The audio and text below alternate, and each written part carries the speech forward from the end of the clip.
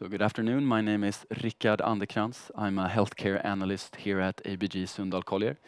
So our next speaker is Andreas Anderson, the CEO of Intervacc. So without further ado, I will leave the word over to you. So thank you very much. Thank you, Rickard. Thank you for having me, and thank you for listening in. I'm going to give you a brief introduction to Intervacc, and then I'm going to focus on an update on all the exciting things that have been going on this first half year in 2020. So let's start.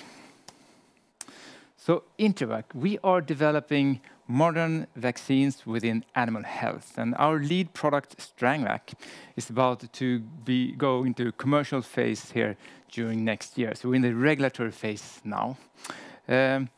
Animal health as a sector is showing resilience in this COVID-19 pandemic. There are some easy to understand growth factors on the companion animal side, cats, dogs, including horses. We're spending more and more money on our pets. And at the same time, the demand for animal protein globally is also increasing. So those two fundamentals are making the sector grow with 4 or 5%. You also have the introduction of new technologies and new ways to treat our animals, which is also driving the sector. Vaccines are in the center of this growing sector, and it's growing a little bit faster. And the reason behind that is as governments want to reduce the use of antibiotics, especially within livestock, in order to combat the growth of antibiotic resistance bacteria. Then when they implement regulatory measures, the use of antibiotics is reduced, and then the infection pressure increases. And when the infection pressure increases, the demand for vaccines grows. So the vaccines are growing a little bit faster, so 6 to 10%. And so that's the sector we're in. We have a pipeline of vaccines, and with the lead product and Strangvac, now in the regulatory phase, we are developing those vaccines using the same technology platform based on fusions of recombinant proteins. And we do this together with 2 excellent Swedish universities, the SLU in Uppsala and the Karolinska Institute in Stockholm. And we've been working with those research groups for decades. We have an intention to go global with our vaccines, and we'll go in and look a little bit closer at our commercialization strategy. We're a public company. We're traded here at Nasdaq First North in Sweden. So let's look closer at Strangvac. So this is a multi-component fusion protein, a subunit vaccine. It has an excellent safety profile. It has a very good protection, up to 94% efficacy, and this is after shortly after the 3rd dose. We have shown a minimum of 12-month memory cells. So this enables you to have an annual revaccination program when you revaccinate annually or more frequent. Also very important is that this is an intramuscular administration. So this is a very easy way to administrate this vaccine and the way that veterinarians prefer to administrate the vaccine. There are other vaccines against strangles on the market, but these vaccines have limitations, mainly in terms of safety and administration. In some cases also in terms of protection. So what you need in order to reach a global market and get high penetration for a vaccine is that it's safe, it's easy to administrate, and it has good efficacy or good protection. And Strangvac has that. And therefore we can meet this global market, and there's a large unmet medical need. That's why Strangvac is a game changer in the fight against strangles. Now, let's look at the disease that we are fighting. Strangles is an equine disease, horses, and it's the most frequently diagnosed equine disease in the world. It's a very serious disease. It can be lethal, so horses can die from the disease, but most often they survive. It's highly contagious. And it has devastating effects when you have an outbreak. When you have an outbreak, you have to isolate the whole stable. And how long varies from country to country, but in Sweden, after the last horse is declared to be infection-free, healthy, then you still have to remain 3 weeks in isolation. So this is a process that often takes several weeks or months, and is very, very expensive. And how frequent is this disease then? Well, it's very frequent. So if you compare to equine influenza or horse influenza, that is one of the diseases that we vaccinate against most frequent. In Sweden, around 60% of the horses vaccinate against horse influenza. So then in Sweden, you have a handful of outbreaks per year. As an outlier year, maybe 10 outbreaks of horse influenza, but most often less than 5. And in case of strangles, you have around 100 outbreaks per year, 60 to 120. So it's a much bigger problem. And the reason is that today we don't vaccinate against strangles, which we should. And the reason is that the vaccines available do not fulfill the criteria that vets demand in order to recommend and use this more widely. But our vaccine do. So it's a great medical need, and it's a great market for us. And there's a lot of disease here that we can prevent, a lot of suffering from the horses that we can prevent. Now, taking a look at the global market, because this is a global disease and a global problem, there's about 60 million horses in the world, and about a third of those horses are in what we define as our primary markets. So that would be Europe, North America, Australia, New Zealand, Middle East, a few countries like that. So roughly about a third of those 60 million horses are in those, what we call primary markets. And within those markets, 30 to 60% are medicated horses or see a vet regularly, so you have a sales channel, so you can introduce a new vaccine. And they're often in a vaccination program today, most often then against equine influenza. So if you talk about round numbers, maybe half of those 20 million, so it's 10 million horses is an accessible market for us where we target first. And now we are aiming at the whole global market with this vaccine, but I think those 10 million horses is a good first target market. Now, when a horse goes into vaccination program like the one with Strangvac, where you then frequently, at least once per year, revaccinate. You enter into this vaccination program, and the horse stays in this vaccination program, most likely for the rest of the horse's life. So from an investor point of view, it's recurring revenue. You build the market, you go through the regulatory process for market after market, where you can then sell them the vaccine in those markets, and you penetrate the market, and you build access to those horses, and you get a very predictable, good growth curve. So that is the future we're looking into with Strangvac. Okay, so that was a brief introduction. So I think many of you have heard about the Intervacc before. So let's look at the past 6 months, the first half year 2020, and the Q2 report, or the half-year report that we released, and talk a little bit about the highlights of that report. So we have a very strong cash position. We're continuing to strengthen the organization in preparation for this commercial launch.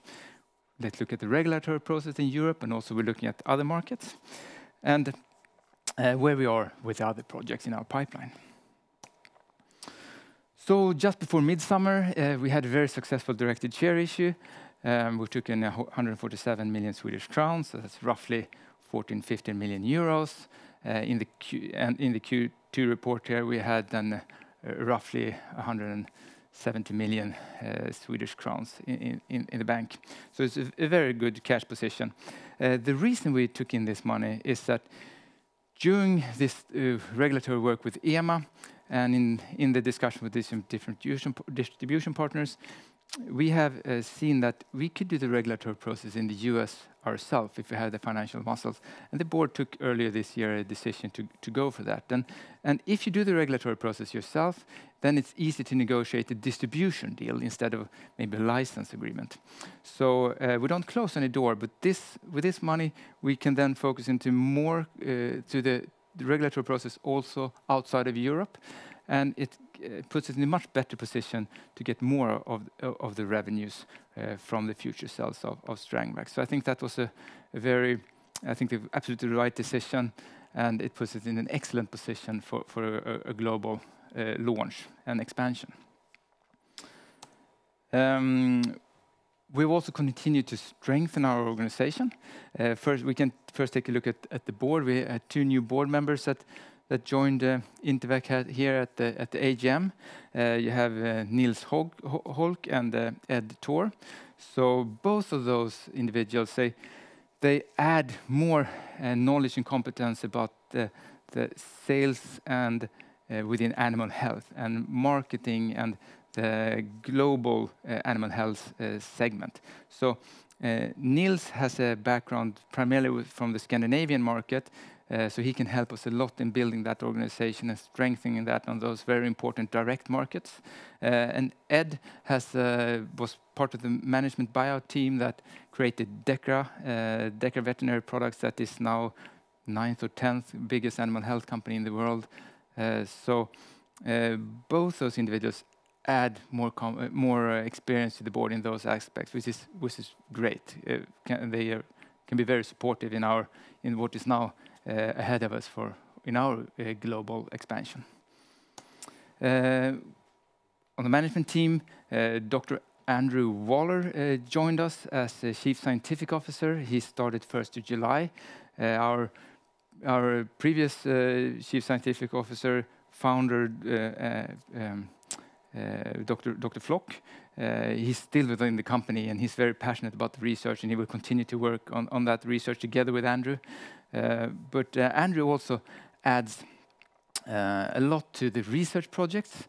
He comes from a background of heading bacterial research at Animal Health Trust, but he's also very known within the equine disease world. So he will be instrumental in helping us with the key opinion leaders and in the launch of Strangvac. So this is a great addition to the team, both for the R&D side, but also on the commercial side. So fantastic to have Dr. Waller with us. It's also a lot of enthusiasm and strength. So that's a good addition. Look at the regulatory process. Most importantly here now, Strangvac, we're on track with the EMA approval. So clinical trials are completed, the commercial scale manufacturing is completed, the dossier now was submitted beginning of the year, so we submitted this end of February. EMA validated and confirmed that the dossier had been correctly submitted on the 18th of March. So the 19th of March was day 1 in this scientific evaluation period. And our estimate is that this process of the scientific evaluation period is roughly a year, plus or minus a few months. So we are on track, and that's really good. Let's take a little bit closer look at this part of the process. So what we're doing now is that we're asking for market authorization for Strangvac in the EMA region, which covers the European Union, plus Iceland, Norway, and Liechtenstein. Also very new is that the UK communicated here in the beginning of September that they will also recognize the market authorization holder process for within Europe up until January 2023. Now this is very new, but as far as the communication is so far, then this approval will also be valid then in the UK. The process step that we're in now is then the scientific evaluation. And if we look a little bit closer on that, so the day 1 was here in the 19th of March. We said roughly around a year for this process. We are now in phase 2, so we have received the first set of questions, and we're now handling those questions. And then it's a dialogue with EMA for approval. After we have an opinion from the CVMP, then the European Commission then has to approve this or give the approval, and that takes roughly around a month, maximum 67 days. And after that, you can then start to sell in this region. Looking at the, we're also looking at the US regulatory process, and it's similar. Here it's maybe a little bit more interactive. You submit a plan to the CVB, which then they have feedback on.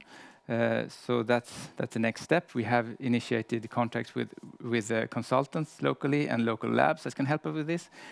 We foresee that we are going to have to do some local studies, mostly likely safety studies in the US on American horses. It's also likely that we maybe have to do part of the production locally, so the last part, the fill finish or the complete drug product is likely that we have to do in the US, but that remains to be seen. The whole process here we estimate to 18 to 24 months. So we will keep you updated how it's going on that, but we're very happy that we're taking this decision to go for the regulatory process in the US. Now, our commercialization strategy now is that you can sell direct, you can go with a distribution agreement, or you can go with licensing generally. And now our main strategy is to sell direct in our direct markets here in Scandinavia, and then a distribution agreement that has always been the focus here in Europe. And now with the when we're doing the regulatory process in the US ourselves, that is also the main strategy for the US sales as well. So that gives us a bigger part of the revenue. So that's now the strategy, and we intend to go global with Strangvac. Very short, as you see, this is a lot of focus on zoonotic diseases and vaccine development in general. So we get a lot of support from governments, and we're happy about that. And it's an important task to fight those diseases already at the animal health stage. And the technology we're using is those fusions of recombinant proteins. That is one of the main benefits of this is that the vaccines that you produce are extremely safe, and it gives you an excellent safety profile. And this is really, really important when you're rolling out the vaccine globally, and you want veterinarians and other key opinion leaders to recommend this vaccine. So all our vaccines are based on this type of technology. It's also very productive. So in each production run, you get a lot of antigens. So for each run, we get for several million doses of antigens. And then you use those antigens to put in vials and do the last part, the fill finish. Looking into our pipeline, our lead product, Strangvac, is now in the regulatory phase.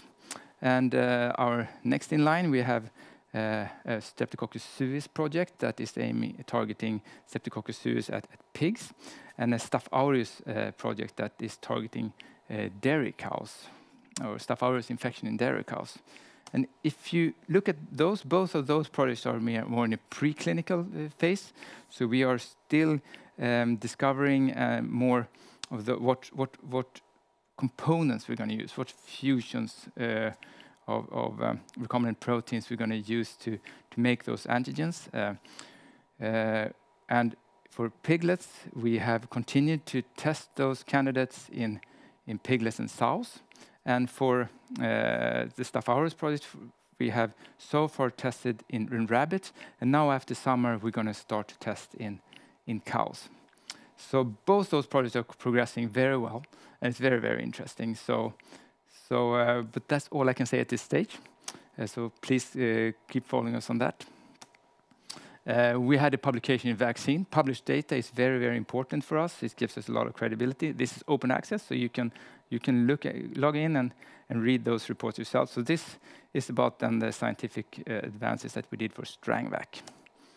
To sum up, really strong momentum, great cash position. We're on track with EMA approval. We're preparing the commercial launch for Strangvac in Europe. We are also now starting to prepare the regulatory process for the US market. Our R&D project that's based on the same great technology, the same partners are progressing as well. We're taking the next steps here. And we're now in a position where we get a lot of attention for our progress and our success, and we can attract international talent, both for our R&D projects and for the commercial launch. So it's a great position to be in. So thank you for listening in, and thank you for this, the faith that you're giving us in investing in Intervacc. So with that, let's open up for some questions. Yeah, thank you, Andreas. So we'll move on with a short Q&A session here. And first of all, you mentioned in the presentation that you're now into sort of the second phase here of the regulatory process here with EMA. So does that then imply from the first round of questions that they do not require any further investigations for Strangvac, or in the number of vaccinations or ponies or horses vaccinated? Right. So it's difficult. You know, we're a public company and so on. So it's difficult to go into too much details. But we don't see any showstoppers, and we are on track with the timeline that we have communicated. So by that, there's no questions there's nothing in the questions from EMA that makes us deviate from that. You know, like that would be if they would ask for challenge studies or something like that. It would take us, so we can't keep this timeline. So there's a lot of questions, but there's no showstoppers, and we are on track. So that's I think that's a very positive message to the listeners. Great, and obviously a big next step for Intervacc here will be the potential distribution or partnership agreement here in the future. So do you have any news there, and do you expect to get that potential agreement in place before potential approval here in Q1, Q2, or how should we think about the timing, and what are you aiming for at least? Yes, I understand. So. Yeah, it's always difficult to give exactly timelines, but I think those discussions for the distribution agreement in Europe is progressing very well, and they have progressed during all this time, and we have great potential partners that are very interested in distributing this vaccine. And I think the COVID-19 pandemic March, April, when it was all new and very that kind of prolonged that process a little bit, because those larger companies, the top management there, you couldn't access them. But then it came back, and it's now back on track. So we're in a position where we're not going to hurry. There's no reason to wait either. We just want to get the best possible agreement with the best possible partner, and that's what we're working on. And I don't want to put a timeline on it because it's one of the things that we have to be very careful on how we communicate, being a public company and all. But it's going very well. I'm very happy with the progress, and I'm convinced that we're going to have a good agreement in place. Great. And you're looking to ideally find one global partner, right? If I've understood it correctly, or are you willing to? So So right now we're focusing on from our perspective, we want to focus on the European market. So we don't necessarily need a global partner, and we're for our perspective, we want to. I think it's we're not closing any doors, but it doesn't necessarily have to be a global agreement at the once. We can take continent agreements or that size. Okay, interesting. So also looking at the pipeline projects here, you said that you were quite restrictive on what you can say and at this point in time, but it would be interesting to hear if you can say anything about the time for development, and perhaps compare that to Strangvac and time to market and development costs, and if you could say anything in comparison to Strangvac. Sure, yeah. So Strangvac took several years to develop, maybe decades if you look at that. But that was because the technology really developed at the same time, and now the production partner is in place. The technology is really advanced and developed. So there's and vaccine development is going faster and faster. So in that aspects, I think that we're not talking decades, we're talking years.